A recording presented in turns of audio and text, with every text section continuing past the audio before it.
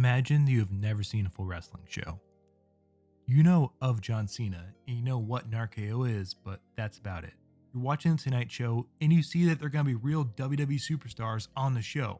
This piques your interest, and you stay tuned to see what this whole WWE thing is all about, only to watch them read threats written by kindergartners before you switch over to Colbert and once again dismiss the WWE as that fake WrestleMania crap. Because after watching that, why wouldn't you? This is a problem that I feel doesn't get addressed as much as it should be. Promoting wrestling on a mainstream platform is a great way to keep it relevant, puts new eyes on the product, and can even create lifelong fans along the way. But do these segments accurately represent what wrestling is all about? No, not even close. Here's John Cena getting hit with a chair in Saturday night's main event. A real metal chair being used in a creative way with real impact. Now here's John Cena getting hit with a chair in Saturday Night Live. A clearly styrofoam chair being used in an uncreative way, making, let's say, questionable impact.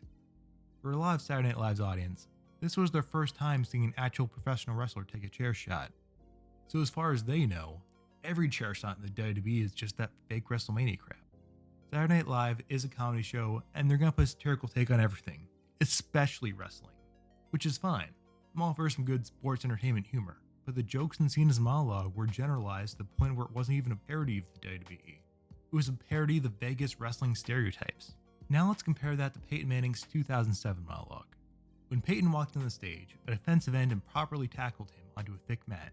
Then a challenge flag. Of course that didn't happen. NBC actually has respect for the NFL. In reality, this monologue is the most football thing to ever football. Peyton talked about his team, the Colts, before shouting out NFL great Joe O'Malley and wrapped it all up with a joke about his family's football dynasty. A perfect opening monologue for a famous football player. What makes this frustrating is that SNL has proven they can write just as well for a wrestler. In 2000, The Rock hosted for the first time, and he had an amazing opening monologue. I'm not going to go far analyzing his performance because I don't want to rename this video Wrestlers in Saturday Night Live, but I highly recommend you watch it. He demonstrated how great wrestling can be while throwing in some fun jokes in the mix as well. Not to mention Triple H, Mick Foley, Big Show, and Vince McMahon were there as well. Just go watch it for yourself. This isn't just a problem with late night, it's a problem throughout the whole day. Let's look at today's show's post-WrestleMania segments. Whenever an athlete wins a major sporting event, it's commonplace to see them on every show the next morning. Seeing the WWE champion on today's show the morning after WrestleMania would be a great way to legitimize the product to a mainstream audience. That would be the case if they actually took this segment seriously. When an NFL player goes on a morning talk show, they don't interview them under fake goalposts and ask them what a football is. So why put Roman Reigns and Charlotte in a fake ring with tacky dry ice? Then after a whole interview going over how valuable the WWE championships are and how hard they fought for them the night prior, they simply hand over copies of the same belts to the host as if they were worthless. I consider myself a well-versed wrestling fan, but after watching that, even I was thinking that the WWE is just fake WrestleMania crap.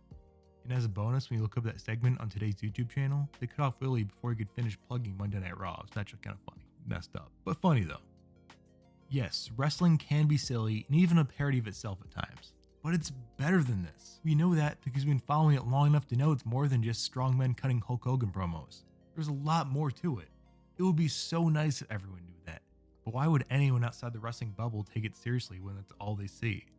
At the pace they're going, the main event of WrestleMania 40 isn't going to be Roman Reigns versus AJ Styles. The main event of WrestleMania 40 is going to be The Rock's cousin versus some guy from Atlanta versus Gronk, with the winner being Jimmy Fallon for some goddamn reason.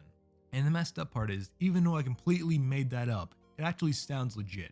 Is this problem going to be fixed soon? No. Is this the biggest problem in the WWE right now? Probably not. But you know what? If the WWE wants to give a title to every celebrity that wants one, who am I to make a 4-minute, 37-second YouTube video out of it? This issue can be set aside for now. The mainstream lame people don't need to know that wrestling is cool. Because who needs them? We already know how phenomenal wrestling is. That's why we tune in every week. That's why we're so passionate about the product. Because that is what wrestling is all about. Thank you for watching. Please be sure to subscribe. It really does mean a lot for a small channel like this. We not only post about what happens inside the ring, we also provide commentary on what it's like being a part of the wrestling community. Because that is what Wrestling Informer is all about.